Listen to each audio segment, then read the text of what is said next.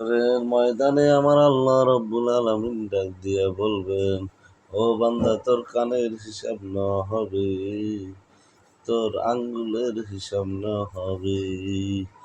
দুনিয়ার জমিনে তোরে দেওয়া প্রত্যেকটা সেকেন্ডের হিসাব নেওয়া হবে, প্রত্যেকটা মিনিটের হিসাব নেওয়া হবে।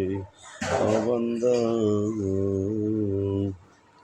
আল্লাহ রাব্বুল আলামিন ডাক দিয়া বলবে, আমি আল্লাহ দুনিয়ার জমিনে যত নাজ নিয়ামত তোমাদের দান করছি, প্রত্যেকটা নিয়ামতের পুঙ্খানুপুঙ্খভাবে হিসাব নেওয়া হবে।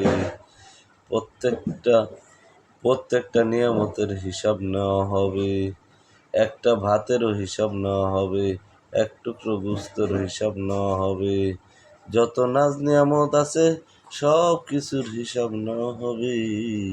কোনো ছাড় সেদিন কাউকে দেওয়া হবে না, এক বিন্দু পরিমাণ কাউকে ছাড় দেওয়া হবে না।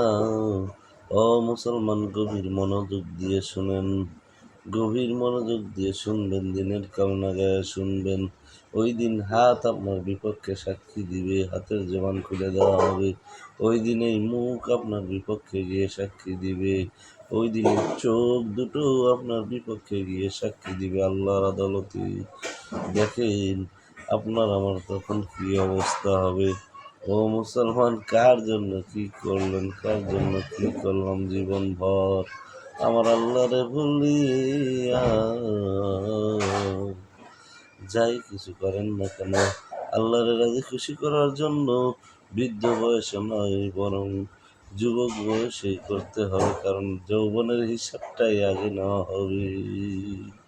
সুতরাং আল্লাহ বলবে, তোমার যৌবনকাল কেমনে কাটাইছো এই হিসাবটাও দিতে হবে। কোনো কিছুই বাদ দেওয়া হবে না এখানে। জীবনের একটা সেকেন্ড তো ছাড় দেওয়া যাবে না, ছাড় পাবে না কেউ।